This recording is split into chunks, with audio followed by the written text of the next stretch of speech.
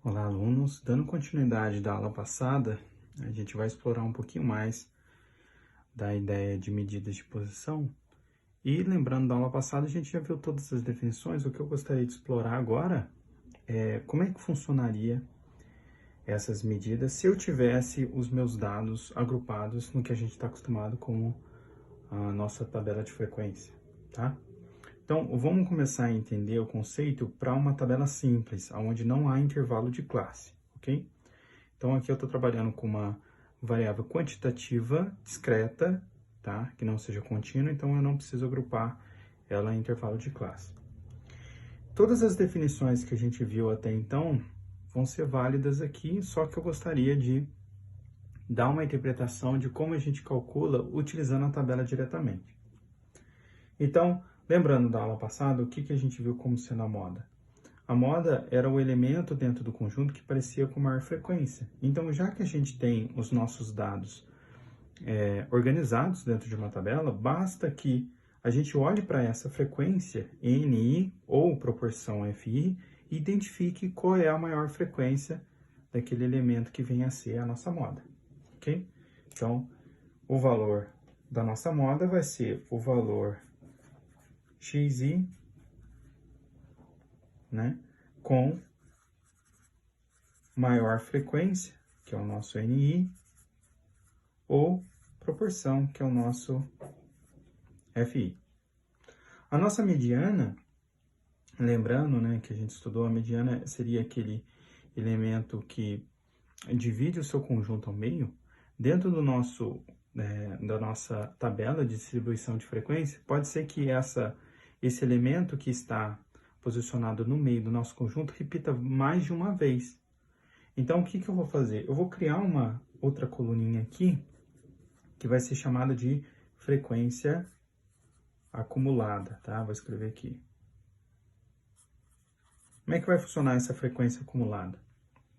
O nome já dá a entender, né? A gente vai acumular a nossa frequência. Então, para o nosso primeiro elemento, a frequência acumulada é a própria frequência da primeira classe. Na nossa segunda classe, eu vou acumular, então eu vou somar a primeira com a segunda, e assim sucessivamente até chegar na 40ª classe, onde eu estou somando todo mundo. Então, está ficando F1 mais F2, até chegar no nosso FK. Desculpe, aqui não tem isso aqui não. Só somo as nossas proporções. Bom, o último, como eu estou somando todas as frequências, obviamente a gente já sabe que a frequência vai ser igual a 1, correspondente a 100% das observações. Então, a minha mediana, ela vai ser o primeiro valor de xi que ultrapassa ou é igual a 50% da minha frequência acumulada, ok? Então, primeiro o valor xi com a frequência I acumulada, vou colocar assim, frequência da classe I acumulada, né, superior ou igual, então vou colocar assim, maior ou igual que 0,5, que corresponde a 50%, ok? Então, vai ficar mais claro quando eu der um exemplo aqui, tá bom? Vamos deixar aqui por enquanto. A nossa média aritmética, finalmente, ela vai ser calculada da seguinte forma. Então, da aula passada, a gente viu que a nossa média aritmética, também chamada de x barra, era você somar o xi e dividir por n, aula passada, ok? Só que agora, o meu xi, ele está organizado dentro de uma classe. Então, pode ser que o meu xi, ele se repita mais de uma vez. Então, o que eu vou fazer aqui? Eu vou multiplicar o meu xi pela frequência, a quantidade de vezes que ele aparece dentro do conjunto, que corresponde ao meu NI. Tá? Isso porque eu estou organizando o meu cálculo olhando para a tabela. E isso eu vou fazer o somatório em todas as classes. Então, até a 40ª classe, que é a última. Esse pedaço da expressão NI sobre N é a nossa definição de frequência, de proporção. Então, a gente viu que a nossa proporção é definida por NI dividido por N, então eu posso substituir aqui e deixar essa expressão mais simples e escrevê-la xi, fi, ok? Você nota que aqui eu obtive uma forma de você calcular a sua média aritmética a partir de um somatório da coluna xi vezes a coluna fi. Então, vai ser de muita valia para nós criar mais uma tabela, criar mais uma coluna dentro da nossa tabela, onde a gente escreva todos os elementos xi, fi, ou seja, o produto da coluna do elemento, que é encontrado dentro do conjunto, vezes a proporção daquele elemento que está aparecendo dentro do conjunto. Quando eu fizer essa multiplicação, então x1, f1, x2, f2, e isso com todas as classes, até xk, fk, na soma, né, quando eu chegar aqui na coluna, na última linha, a soma disso tudo vai ser a nossa média aritmética. Bom, vamos ver o que vai acontecer se ao invés da nossa distribuição de classes, distribuição de dados dentro dessa tabela, eu tivesse agora uma distribuição em intervalos de classes, tá? Então, eu estou imaginando aqui as variáveis quantitativas contínuas, aquelas que eu encaixo dentro de um intervalo. Vamos ver o que vai mudar. O que vai mudar é que o que eu já havia adiantado anteriormente, a gente vai usar o nosso representante da classe xi, que eu tinha dito em aulas passadas, que era o ponto médio da classe que você está considerando, tá? Uma das formas de você calcular esse ponto médio, uma das formas é você fazer o seguinte cálculo. Então, o meu xi, ele vai ser a soma dos extremos inferior com superior de cada uma das classes, dividido por 2. É como se eu estivesse fazendo uma média aritmética dos extremos de cada classe, tá? Isso vai calcular o ponto médio. E a partir daqui, a gente vai ter um procedimento muito parecido com o que a gente viu numa distribuição simples. Então, por exemplo, como é que a gente vai calcular a nossa moda? A nossa moda vai ser da mesma forma na distribuição simples, que é o valor xi com maior frequência, ni, ou proporção fi. Vai se manter a mesma coisa. Então, a moda, vou colocar aqui, maior ni ou fi. Como é que a gente vai calcular a nossa média aritmética? Bom, a nossa média aritmética vai ser dada pela mesma expressão que a gente já calculou anteriormente, tá? Então, média aritmética, você vai ter lá o seu x barra sendo igual a somatório xi, ni, porque cada um dos elementos está aparecendo mais de uma vez, a gente está supondo isso, né? Aqui o i está variando de 1 a k, que eu estou considerando todas as classes. Ou eu posso escrever mais simplesmente o meu xi, fi. E aqui, dentro desse assunto, de novo, é interessante a gente criar uma coluninha xi, fi aqui, tá? Então, vou deixar aqui só denotado, a gente vai fazer isso no exercício, tá? xi, fi. Por que é interessante montar essa coluna? Porque o total dela vai dar exatamente a nossa média aritmética. Bom, vocês notam que eu pulei aqui a mediana e não foi à toa. O que vai acontecer? A mediana, a gente vai saber localizar qual é a classe que ela está a partir da mesma ideia da distribuição simples, ou seja, você considera a frequência acumulada, então a cada um você soma o anterior e vem somando. No final, a soma de todas as suas proporções vai dar 1, né? Essa proporção acumulada, ok? E aí, para a gente poder calcular a mediana, a gente só vai saber qual é a classe que ela está. A gente não... Se a gente usar o ponto médio como aproximação da mediana, é um ponto onde você tem um erro muito grande, porque essa classe ela pode ser de qualquer tamanho. Então, no caso da distribuição em intervalos de frequência, o que a gente vai fazer para calcular a nossa mediana vai ser usar o histograma. Okay? Então, vamos fazer um exemplo para que fique mais claro possível e vocês possam internalizar esses conceitos. Então, eu tô aqui, imagine que eu tenha essa tabelinha, tá?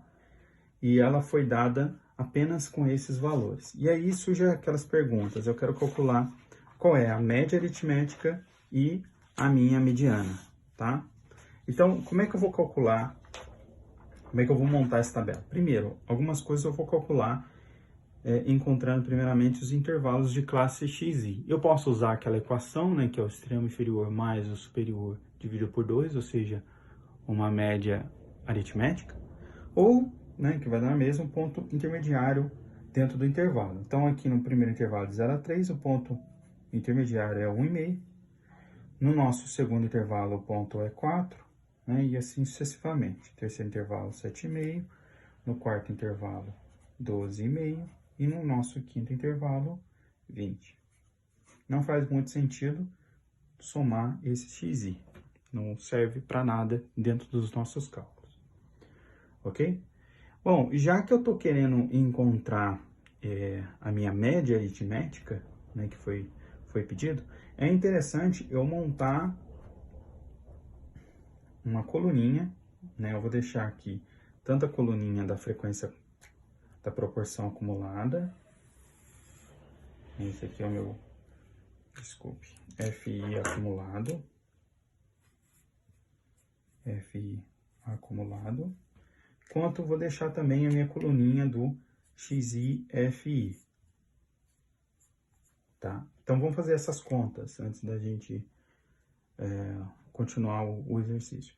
Então, quem que é o meu FI acumulado? Eu vou acumular cada uma das frequências. Então, a primeira proporção aparece 0,4. Na segunda, vai ser 0,4 mais 0,16, que é a mesma coisa que 0,56. E note que nessa segunda classe, você já tem um valor igual ou superior a 0,5. Então, vai ser justamente nessa segunda classe que vai estar a nossa mediana, né? O elemento que divide o nosso conjunto ao meio, ok? Então, a gente já sabe qual é a classe que ela está. Daqui a pouco a gente vai calcular ela, tá? Então, continuando o cálculo, né? Então, a próxima acumulada é 0,56 mais 0,2, que é 0,76, né? Depois eu faço 0,76 mais 0,08, que é a mesma coisa que 0,84. E por fim, quando eu fizer 0,84 mais 0,16, dá 1. Okay? Faço agora o meu produto do XI vezes o FI. Então, vou multiplicar a primeira coluna aqui, né, desconsiderando as classes, então a primeira coluna com a terceira coluna. E faço os produtos. Então, 1,5 vezes 0,4 é igual a 0,6. Né? Eu já fiz aqui os cálculos, eu peço para que vocês confiram os cálculos para que acompanhem meu raciocínio. Tá? Eu só vou colocar aqui o resultado e eu acho que vocês entenderam o que é para fazer. Tá? E aí vem o interessante, que ao somar essa coluna, eu tenho 6,94 e esse 6,94 já é a nossa média aritmética. Então, já encontrei aqui o meu x-bar, tá bom? Como eu havia adiantado, a gente vai procurar calcular a nossa mediana utilizando o histograma, tá? Então, sempre que tiver distribuição em intervalos de frequência, histograma para poder calcular a mediana. Então, para calcular a mediana, a gente precisa saber quem é o meu ΔI, e definir também a minha densidade, meu DI, tá?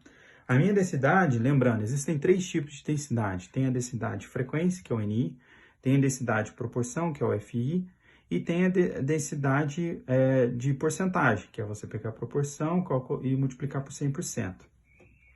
A que eu vou calcular dentro desse exercício é a densidade de proporção. Então, eu vou fazer FI dividido por ΔI. Daqui a um pouco vai ficar mais claro por que eu faço esse histograma, tá?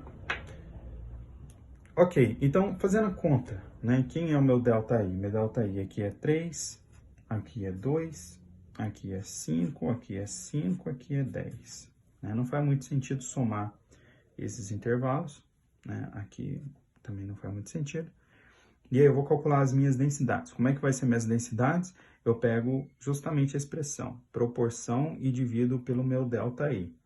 Fazendo essas continhas na calculadora, eu cheguei nesses valores aqui, ó. De novo, peço para que vocês façam na calculadora para que vão se acostumando com esse tipo de cálculo, tá? Não tem muito segredo, não.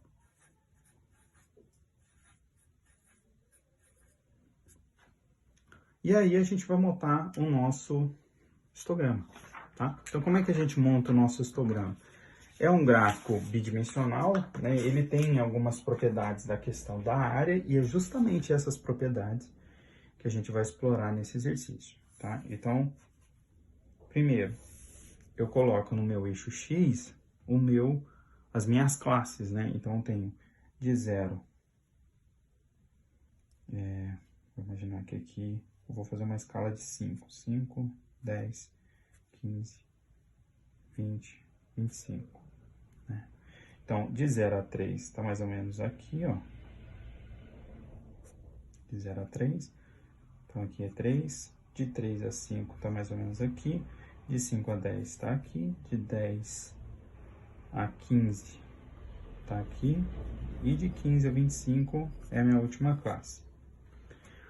Vou olhar dentro das minhas densidades qual é o valor mínimo e o valor máximo. O valor mínimo, né, ele está na escala de 0,016, tá? E o valor máximo é 0,3. Então, eu vou supor que o meu máximo aqui é 0,14. 0,14. A metade é 0,07. E do 0,07, eu posso dividir em 7 partes.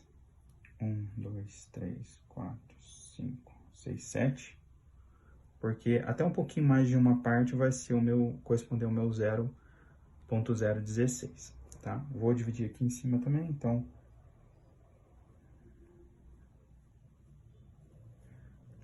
Tá? Dividir aqui em 7 partes, cada um desses intervalos, de 0 a 0,7, porque cada um desses pontinhos equivale a 0,01, tá? Fiz isso para poder criar uma escala, para poder fazer um gráfico o máximo possível, assim, que a gente consiga tirar valores, tá? Então, vamos lá. Primeira classe, de 0 a 3. A primeira classe é quase 0,14. Então, ela tá aqui, ó. Essa é a minha primeira classe. E essa classe, ela corresponde a quantos por cento? A 40%. Então, vou colocar aqui, 40% da minha classe. Da minha observação é da primeira classe. Segunda observação, 0,8. Então, é 1 a mais que 0,07. Então, ela vai vir aqui e isso corresponde a 16%. Ok? E continuou, né? Então, qual que é a próxima? 0,04. Então, vem 1, 2, 3, 4, 0,04. Está aproximadamente... Deixa eu só conferir o intervalo de 5 a 10. Isso. E corresponde a 20%. Ok? E nos outros dois últimos é a mesma densidade. Então, corresponde a 0,016.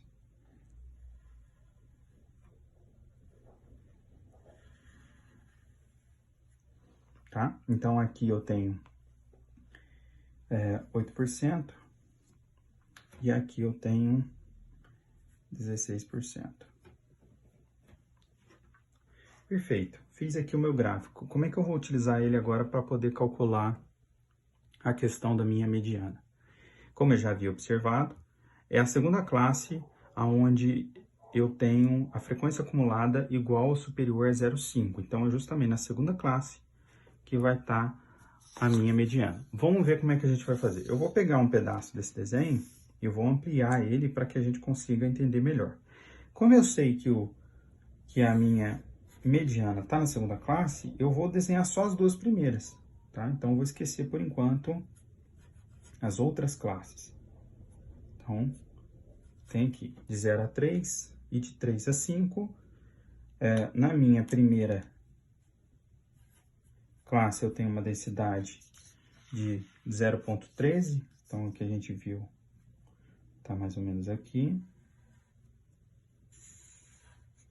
E na minha segunda eu tenho uma densidade 0,08, então isso aqui é 0,07, um pouquinho para cima é 0,08, ok? E a gente já tinha visto que aqui eu tenho 40%, e na segunda classe eu tenho 16%. Ok, a minha mediana, ela é um resultado do eixo X, né? Aqui não é dito como é que é a minha variável, o que eu estou medindo, mas ela é um valor aqui no eixo X que divide as minhas observações em 50%. Então, se aqui eu tenho 40% e aqui eu tenho 16%, o todo dessas duas primeiras classes são 56%. Então, encontrar quem é a minha mediana, né, é um valor dentro da segunda classe, que eu não sei quem que é, vou chamar de X, que eu somo 40% da primeira classe e mais os 10% da segunda classe vai corresponder exatamente a metade. Então, essa segunda área, né, ela vai corresponder a 10%, porque eu somo com 40% e aí eu obtenho a metade, que é 50%. Okay? Só que esse meu histograma é um histograma de proporção. Então, o que significa proporção? Significa que a área dele corresponde à proporção da classe. Então, se eu calcular aqui a área desse quadrado, vai dar 0,4, que é a proporção da primeira classe. Então, o que eu vou fazer para poder encontrar esse x? Né? Esse x é a minha mediana, tá? Então, eu vou fazer o seguinte, já que área é igual à proporção daquela classe, né? Então, é igual à proporção, o que eu vou fazer? Eu vou fazer base, essa base aqui, que é x vezes 3, né? O tamanho dessa base aqui. A primeira classe eu já sei que é 40%. Eu vou olhar só para esse retângulo de 10%, correspondente a 10%. Então, eu vou fazer x menos 3 vezes a altura dessa classe aqui, que corresponde a 0,08. E isso daqui tem que dar minha área, né? Tem que dar minha área. Só que a área que eu estou procurando é equivalente a 10%. Como é um histograma cuja densidade é de proporção, ó, por isso que eu usei o de proporção, né? Mais fácil. Então, a proporção relativa a 10% é 0,1. Então, faço as minhas continhas aqui, né? Fazendo as minhas continhas, eu vou ter 0,1 dividido por 0,08 mais 3, esse é o meu valor de x. Fazendo as contas aqui, eu tenho o valor de 4,25. Ok? Então, assim eu obtenho minha mediana. E uma observação aqui é o seguinte, o mesmo cálculo pode ser usado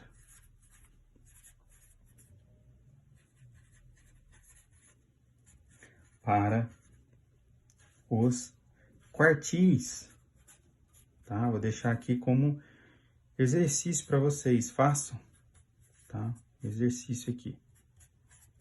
Façam. O que significa? Eu tô querendo dizer que o mesmo raciocínio que eu fiz aqui, você pode fazer para encontrar o quartil. Então, por exemplo, se eu quero encontrar aqui o meu primeiro quartil, vou chamar ele de Q1, eu tenho que pensar em construir um retângulo cuja área desse retângulo seja equivalente à proporção, né, de 25%. Então, o que eu posso fazer? Eu posso fazer um intervalo aqui, né, Q1 menos 0, né, que é o extremo inferior do primeiro intervalo. Então, fica Q1 menos 0 vezes a altura. A altura aqui agora é 0,133. E igual à proporção, né? Então, igual à proporção é 0,25. E fazer o cálculo para poder encontrar o primeiro quartil. A mesma coisa vale também para o seu terceiro quartil. Só que no terceiro quartil você vai estar olhando aqui na frequência acumulada, olha só. O terceiro quartil, ele tá na terceira classe. porque é a terceira classe que apresenta uma frequência acumulada, uma proporção acumulada, de 0,76, né? Então, é superior ou igual a 0,75, isso seria outra forma de você identificar o terceiro quartil. Bom, eu utilizando esses cálculos, né, acredito que é uma forma de você organizar melhor as contas, porque até então a gente não tinha usado essas tabelas para poder fazer conta. Então, essa é a primeira vez que aparece o uso dessas tabelas, né? E aí você constrói a ideia do histograma. Essas medidas de posição, elas vão ter propriedades, tá? E essas propriedades são propriedades, vamos dizer assim, bem intuitivas, porque ela diz o seguinte, vamos para a primeira propriedade. A primeira propriedade diz o seguinte: se eu tenho um conjunto que todos os elementos são iguais, né, a gente pode chamar esse conjunto de conjunto homogêneo, então as medidas minhas de posição, todas elas, exceto a média harmônica e a média geométrica, são iguais a esse mesmo valor, tá? Eu chamei de valor aqui de A, tá? Vamos dar uma justificada, não vamos fazer aqui nenhuma demonstração, mas vamos só procurar entender por que isso acontece. Por que isso acontece? Bom, se o conjunto tem apenas um elemento que se repete N vezes, então a moda é o próprio valor, né? O valor aqui que eu escolhi chamar ele de A. Então, essa é a primeira medida de posição. A questão da mediana. A mediana é o elemento que divide o conjunto ao meio. Se todos os elementos são iguais, é o valor de A também que corresponde à mediana. Média aritmética. Se eu fizer o cálculo da média aritmética, né? Qual que é a média aritmética de valores iguais? É o próprio valor A que eu estou falando aqui.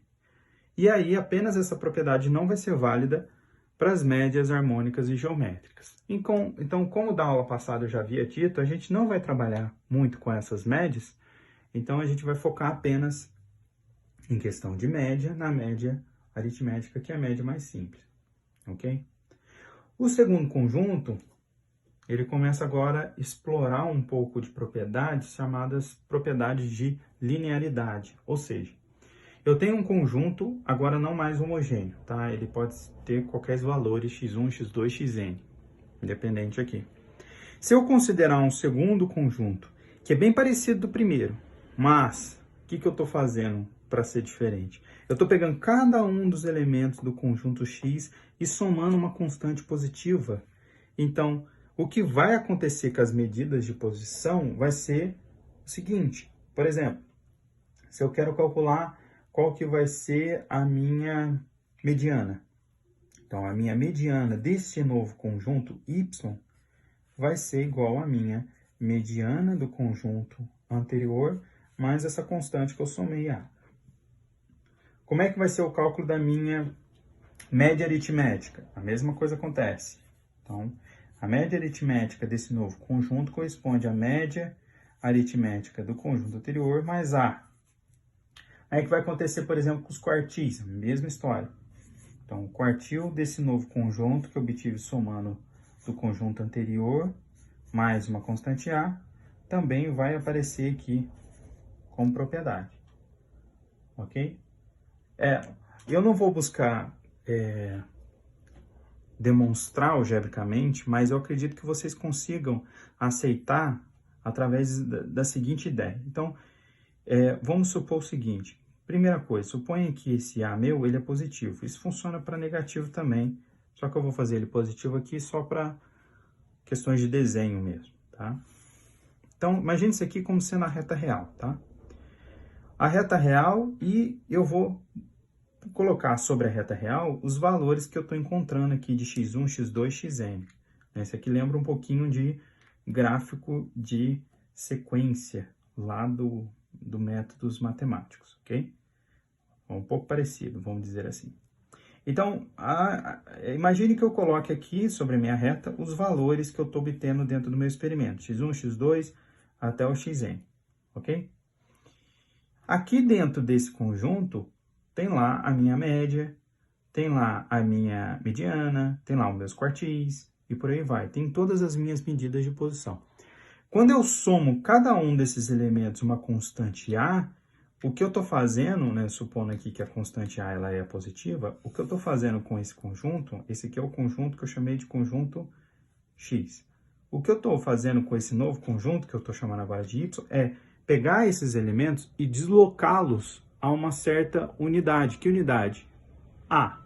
Então, eu estou pegando esses elementos, já que eu estou somando uma constante positiva A, eu estou transferindo todos esses meus elementos para uma posição um pouquinho mais à direita na minha reta, uma vez que o A é positivo, tá? Então, vou chamar aqui, para diferenciar do x1 ali, vou chamar de y1, y2, até o meu yn, ok? Então, pensa comigo, se eu estou deslocando o conjunto como um todo em A unidades para a minha direita, né, isso vai valer também quando eu somar uma constante negativa, tá? Só que aí eu vou deslocar meu conjunto para a esquerda.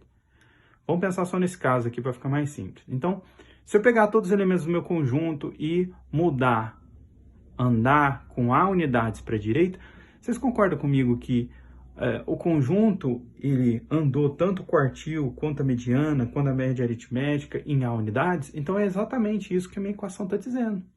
Minha equação está dizendo aqui, por exemplo, a última equação. Está dizendo, olha, o quartil do novo conjunto é igual ao quartil do conjunto anterior, o de cima, x, somando A unidades, para eu obter lá o seu primeiro quartil do seu novo conjunto, ok? Se eu não conseguir ser muito claro nessa explicação, vocês me indaguem na aula que eu tento retomar esse raciocínio, ok?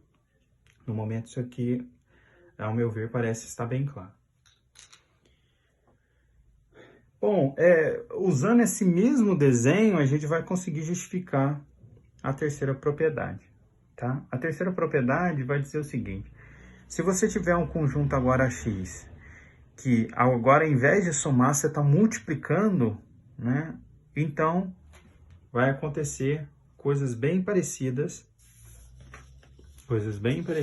com a propriedade anterior. Então, se o A ele for um número positivo, né? Então, a média aritmética, a mediana, também vai ficar multiplicado por esse valor A.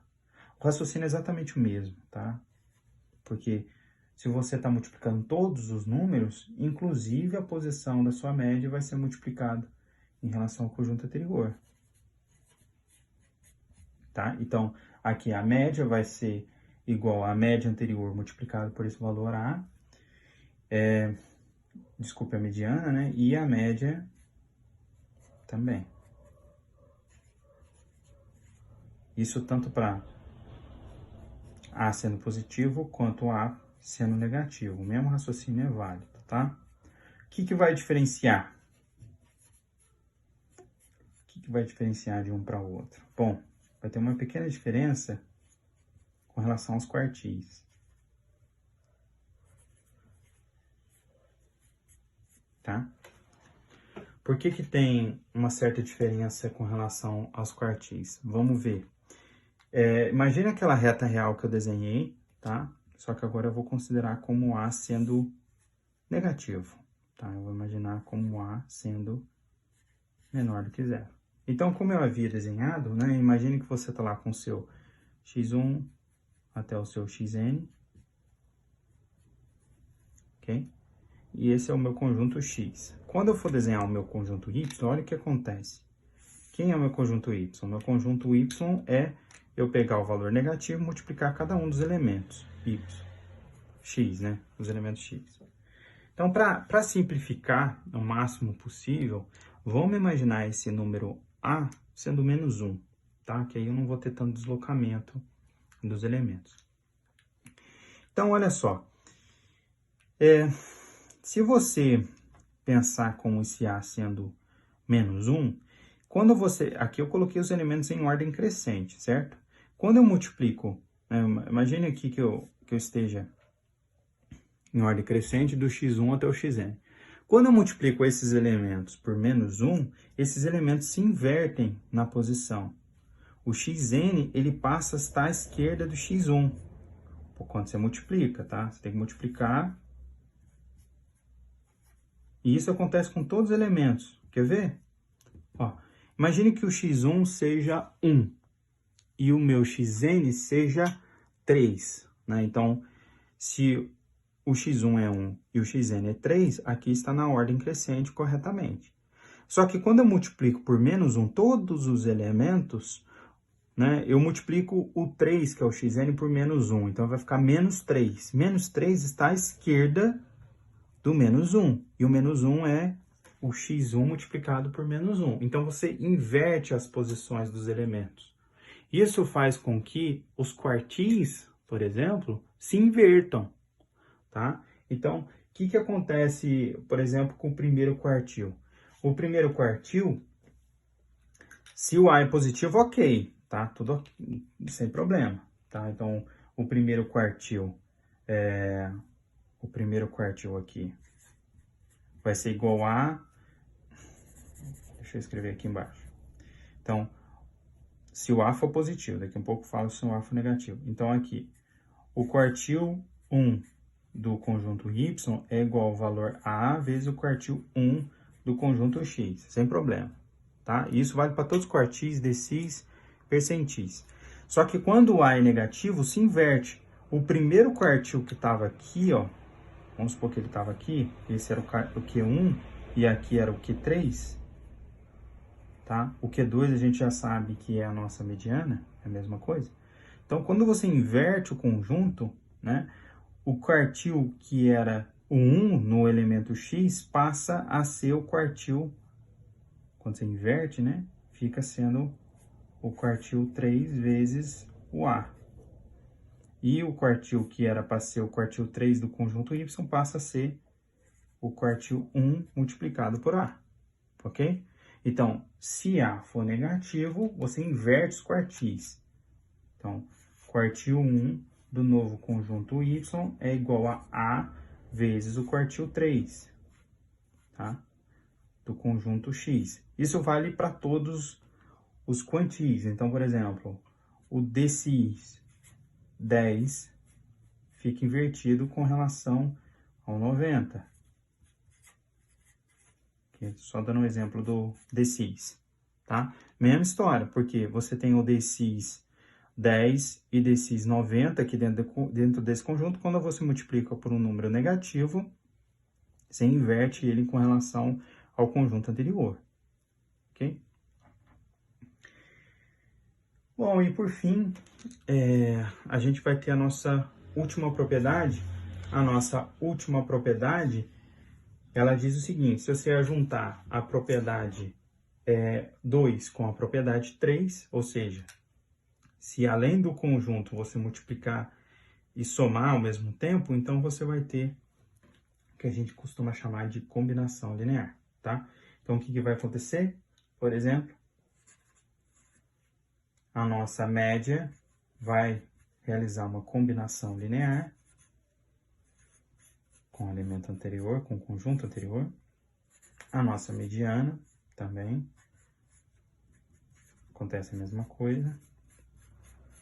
E a mesma coisa também vai acontecer para os quartis, que eu estou supondo aqui o A sendo positivo, tá?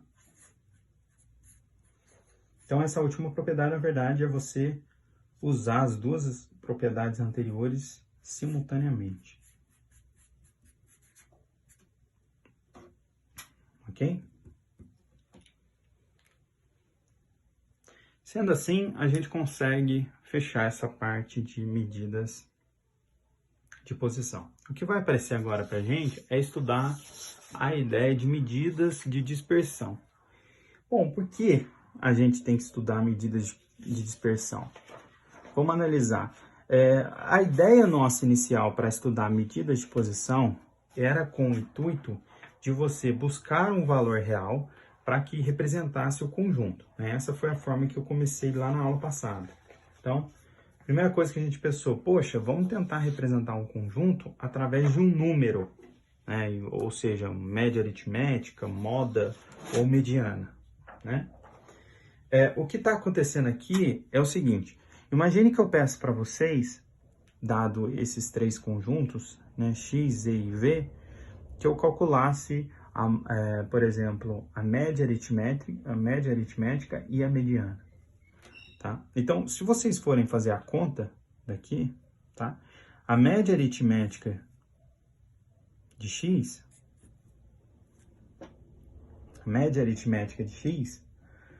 eu vou pedir para vocês fazerem a conta, tá?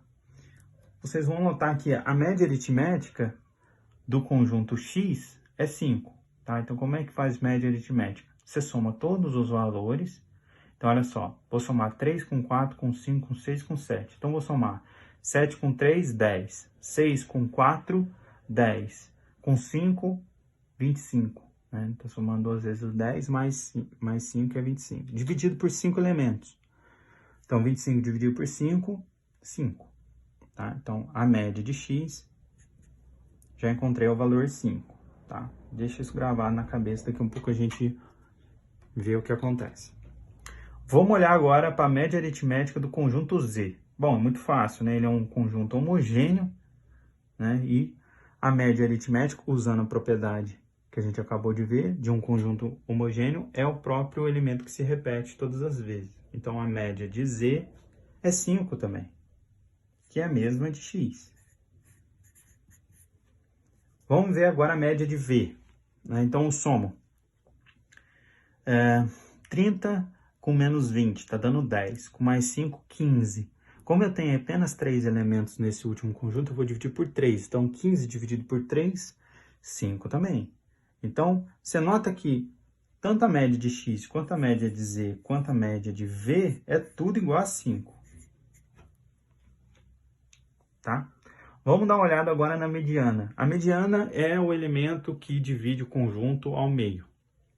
Então, aqui eu tenho 5 elementos, a mediana aqui é o meu 5, aqui também tem 5 elementos, a minha mediana também é o 5, aqui eu tenho 3 elementos, a minha mediana também é 5.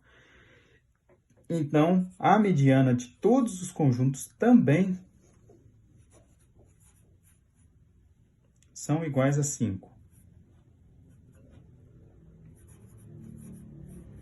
Qual que é o problema que está aparecendo aqui?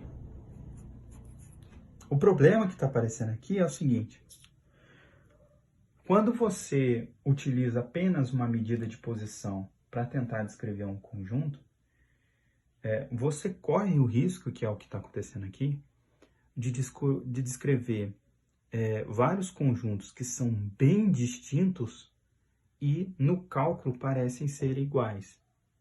Então, seria muito incorreto da minha parte, baseado na mediana e na média aritmética, dizer que esses conjuntos são parecidos, são iguais.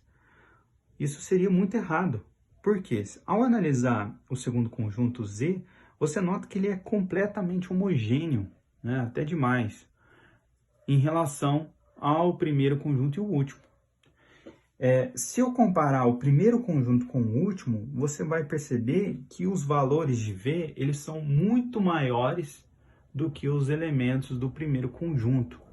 Então, essa ideia que a gente está tentando construir é que, embora seja uma medida de posição, uma coisa que você consiga calcular, ela não é, na grande maioria das vezes, uma forma perfeita de tentar comparar conjuntos. Porque nessa etapa do nosso estudo, a gente vai começar agora a ter a ideia de comparar conjuntos, ok? Então, o que a gente vai tentar partir?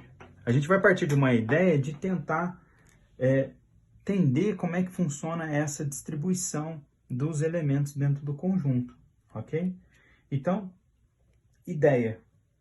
Vamos calcular a variabilidade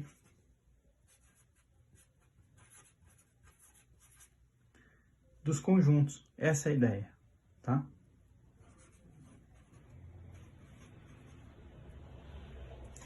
E essa ideia de estudar as variabilidades dos conjuntos é o que a gente chama de medidas de dispersão, tá? Então, qual que seria a primeira ideia que a gente teria? A gente poderia pensar o seguinte, poxa, já que eu quero calcular essa ideia de variabilidade, eu vou fazer o seguinte, eu vou pegar a média aritmética, por exemplo, vou chamar ela de x bar, como de costume, E eu vou subtrair por todos os elementos do conjunto e dividir por n. Porque assim eu obtenho uma média dos desvios, que seriam, né? E aí eu somo sobre todos os elementos, tá? Então, só para recapitular, o que eu estou querendo fazer aqui? Imagine que eu tenho um conjunto de 5 elementos, tá? Que é o caso do exemplo com o conjunto X e com o conjunto Z. O que eu estou querendo denotar por essa média dos desvios? Eu estou querendo fazer o seguinte cálculo. Eu estou querendo pegar o meu primeiro elemento x1 e subtrair da minha média aritmética. Depois eu somo, pego o segundo elemento, subtraio da minha média aritmética, certo? E por aí vou, até chegar no meu enésimo elemento, que eu estou chamando de xn, e subtraio pela minha média aritmética. E depois eu substituo por n, que é a quantidade de elementos que eu tenho dentro do meu conjunto. Ok? Bom, esse conceito, ele é muito interessante, porque é uma forma de você tentar calcular como é que seria a variabilidade do seu conjunto. Só que ele tem um pequeno problema. Olha o problema que ele apresenta. Aqui eu estou falando de um conjunto geral, tá? Com n elementos. Estou saindo um pouco do exercício do exemplo anterior. Então, o que eu vou fazer? Eu vou dar uma reorganizada nesse numerador dessa fração. Olha só o que eu vou fazer. Eu vou pegar tudo que tiver com sinal negativo, né, e vou isolar. Olha só como é que vai acontecer. Então, na primeira parcela eu tenho x1, da segunda parcela eu tenho x2, da terceira parcela eu tenho x3, até chegar na minha última parcela que eu tenho xn, certo? Menos. Você nota que eu tenho x barra em todas as parcelas. Então, quantas parcelas eu tenho aqui? N parcelas. Então, isso significa que eu tenho n x barras. Isso tudo dividido por n. Se eu quebrar essa fração em duas frações, eu vou ter x1 mais x2 até meu xn, dividido por n, menos n x barra dividido por n. Esse n cancela com o de baixo. E aqui eu tenho x1 mais x2 até meu xn dividido por n. Ou seja, exatamente o que é a minha média aritmética. Então, eu tenho, na verdade, o meu x barra. E na minha expressão fica x barra menos x barra igual a zero. O que essa equação está me dizendo? Ela está dizendo o seguinte, olha, você simplesmente pegar os desvios com relação à média e somar todos e dividir por n, não vai funcionar, porque independente do conjunto que você escolha, sempre vai dar zero. Né? Então, assim, a gente se frustra por causa dessa primeira definição, por pensar que ela iria funcionar, mas não funciona. Mas, ao mesmo tempo, ela nos dá uma ideia do porquê que não está funcionando esse cálculo. Por que não está funcionando esse cálculo? Porque pode ser que um desses valores dê negativo e anule com um outro positivo, uma outra parcela em cima no meu numerador, né, dentro da minha fração. Então, já que eu tenho esse problema com o sinal, eu vou tentar resolver esse problema através da definição do que é o meu desvio médio. Então, o que é o desvio médio? É pegar exatamente as distâncias que eu acabei de calcular, só que agora considerá-la em módulo. Então, eu vou pegar o meu xi menos x barra e vou extrair módulo. Dessa forma, eu vou evitar que esse cálculo dê igual a zero. Tá? Essa é a primeira forma de eu conseguir calcular o que seria uma medida de variabilidade dentro do meu conjunto. Tá? Além dessa medida, existem outras. Então, uma outra muito conhecida é a chamada de variância, que ela é o seguinte: para que eu consiga extrair esse mesmo problema de sinal que eu tive na média das minhas distâncias em relação à média aritmética, para evitar esse tipo de problema, eu vou levar ao quadrado. Então, eu vou fazer xi menos x barra ao quadrado dividido por n. E partindo do 1 até o enésimo elemento. Ok? A pergunta que pode aparecer aqui é a seguinte: tá, mas Para que você definir duas equações? Né? Por que simplesmente o desvio médio já não é o suficiente para calcular a variabilidade do conjunto? A variância ela é importante porque ela nos apresenta, a partir de uma certa equação matemática, uma forma muito mais simples de você calcular essa ideia de variabilidade do conjunto. O que eu estou querendo dizer? Olha só, se você pegar essa definição, olha só o que acontece. Então, daí, vou pegar aqui a definição da variância. Então, eu tenho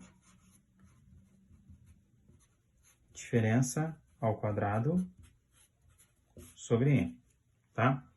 O que eu vou fazer? Eu vou abrir as contas. Então, eu vou usar binômio de Newton no numerador.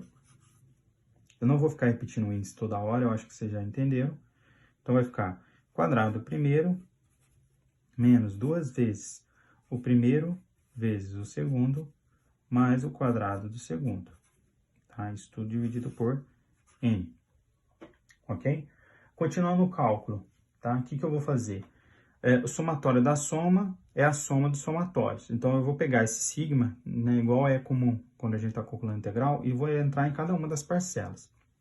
Então, entrando em cada uma das parcelas, eu vou ter somatório de xi ao quadrado menos somatório de 2xi x barra mais somatório de x barra ao quadrado, tá? Isso tudo dividido por n. Ok? Olha só, o primeiro elemento, ele não se altera, né? Vou repetir ele aqui. Somatório de xi ao quadrado sobre n. No segundo elemento, você tem um 2 que é uma constante, ele pode sair do somatório, né? Porque, lembrando, a expressão somatório, se você tem uma constante em todas as parcelas, você pode tirar em evidência utilizando a propriedade distributiva dos números reais. A mesma coisa acontece com esse x barra, porque nota, o meu somatório é feito sobre o índice i, e o meu x barra é a média aritmética que já foi calculada, é uma constante. Então, pode sair também do somatório. Então, tirando do somatório, vai ficar assim, ó, 2xi, né? 2x barra, perdão, 2x barra, somatório de xi sobre n, ok? Mas, a mesma coisa vale aqui, né? O meu x barra, ele é uma constante, está elevado ao quadrado, é uma constante, e o meu somatório está sendo feito em n, tá? Então, toda vez que eu vou somar n vezes uma constante, é a mesma coisa de eu pegar essa constante e multiplicar ela por n. É a mesma coisa que está acontecendo aqui. Então, somatório de x barra ao quadrado é somar x barra ao quadrado n vezes. Então, eu tenho n vezes x barra ao quadrado, dividido por n. Ok? Então, cancela esse n com esse n aqui. E note essa expressão que está aparecendo aqui. Né? O que é o meu somatório de xi dividido por n? Isso aqui é média aritmética, né? Isso aqui é a mesma coisa que x barra, média aritmética. Soma os elementos dividido por n. Então, o que sobrou? Eu tenho somatório xi ao quadrado dividido por n, que é o primeiro elemento, menos 2 vezes x barra x barra ao quadrado, mais x barra ao quadrado. Ou seja, cheguei na forma simplificada. Agora eu vou reescrever o índice para ficar mais claro. De 1 a n, xi ao quadrado sobre n, menos x barra ao quadrado.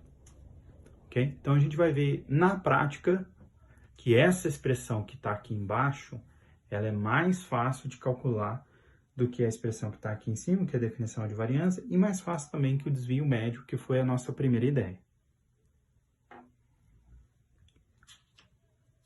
Continuando, outra medida que vai aparecer para a gente é o chamado desvio padrão, também denotado pela letra S, tá?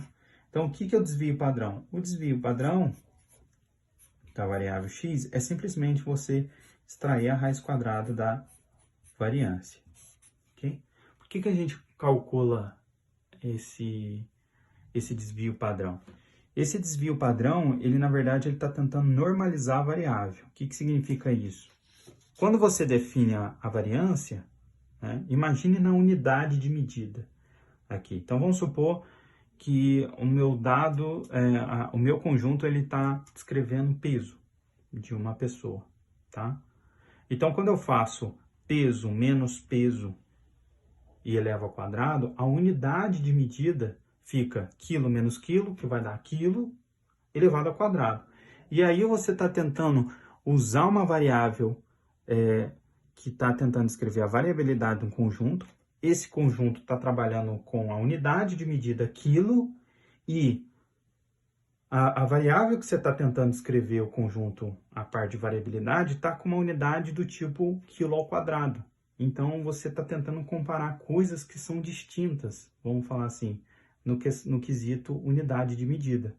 Então, o desvio padrão, ele serve justamente porque a variável x vai estar com a unidade de medida ao quadrado e quando você extrair a raiz quadrada dessa unidade de medida, vai voltar para a unidade que você estava trabalhando. Então, no nosso caso aqui, nosso exemplo do quilo ao quadrado, quando você extrair a raiz, você volta a ter uma medida com a mesma unidade do seu conjunto que você está trabalhando.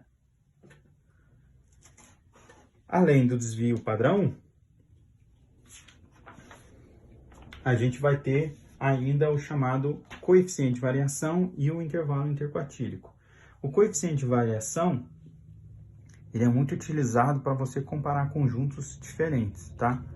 Porque ele é adimensional, olha só, igual eu estava falando na questão de unidade de medida, olha só como é que vai ser a definição do meu coeficiente de variação. Vai ser o meu desvio padrão do conjunto dividido pela minha média aritmética. Obviamente, estou supondo aqui minha média aritmética é diferente de zero, tá?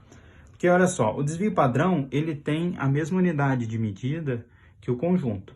A média aritmética também tem essa mesma unidade. Se eu faço um dividido pelo outro, eu estou cortando as dimensões, as unidades de medida. Então, essa medida aqui passa a ser adimensional.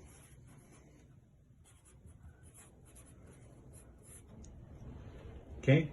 E aí você usa essa medida para comparar melhor cada um de conjuntos diferentes. A gente vai ver isso daqui um pouquinho no próximo exemplo, ok? E finalmente, a gente tem o intervalo interquartílico, né? O intervalo interquartílico, pelo próprio nome, já nos dá a ideia que está relacionado com os quartis. Então, o que é o intervalo interquartílico?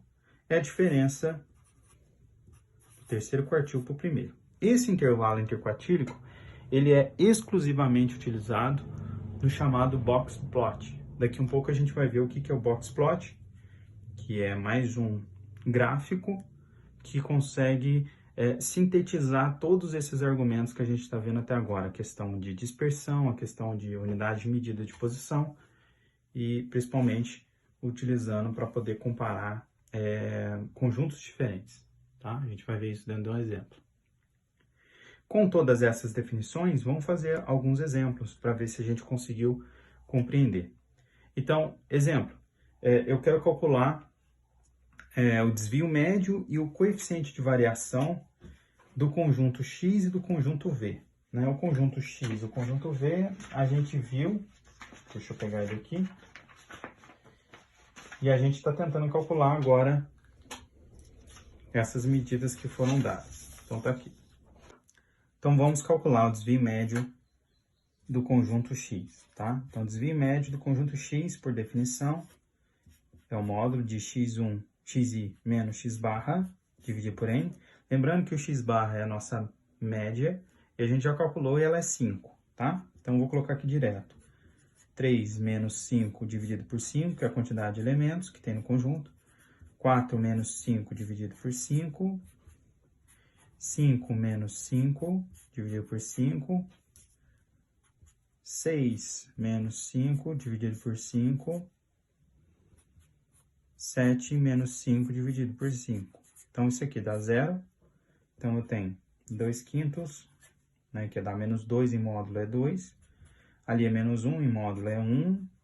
Lá também é 1 quinto. E ali 2 quintos. Somando vai dar 6 quintos. Isso aqui é a mesma coisa aqui, 1,2. Ok? Vamos calcular agora a variância, porque embora o exercício pede apenas o coeficiente de variação, no coeficiente de variação a gente precisa do nosso desvio padrão, e do desvio padrão precisa de variância, tá? Então, A variância do conjunto X. Então, a variância do conjunto X. A variância do conjunto X é xi menos x barra ao quadrado dividido por n. A gente viu que isso aqui é a mesma coisa aqui. Xi ao quadrado dividido por n é somatório menos o x barra ao quadrado. Olha como é que é mais fácil fazer esse cálculo, tá? Então, vai ficar o seguinte. Vai ficar somar cada um dos elementos ao quadrado. Então, eu tenho 3 ao quadrado, olhando lá no meu conjunto. 3 ao quadrado, 4 ao quadrado, 5 ao quadrado, 6 ao quadrado, 7 ao quadrado. Somo todo mundo. Divido todo mundo por 5. Menos 5 ao quadrado, que é a minha média. Então, vai ficar 9, 16, 25, 36, 49, dividir por 5, menos 25. Fazendo a continha, vai ficar 27 mais 25, desculpe, menos 25, que é 2, ok? E aí, o meu desvio padrão da variável x vai ser a raiz quadrada da variância, que é a raiz quadrada de 2. Isso aqui é um número irracional. E por fim, o nosso coeficiente de variação vai ser raiz de 2 sobre 5, que está aproximadamente 0,28, tá? O coeficiente de variação, quanto mais próximo de zero ele for, mais homogêneo o conjunto é. E quanto mais próximo de 1 ele for, mais heterogêneo é o conjunto. Vou deixar aqui como exercício para vocês, continuar esse exemplo e verificar isso que eu acabei de falar, tá? Vocês vão notar que o coeficiente de variação do conjunto Z, embora não tenha pedido no exemplo, né, mas eu peço para que vocês calculem, ele é igual a 0, porque o conjunto ele é homogêneo, tá? Então, vou deixar aqui como exercício calcular para os dois conjuntos, tá? Então, calcular para Z e V.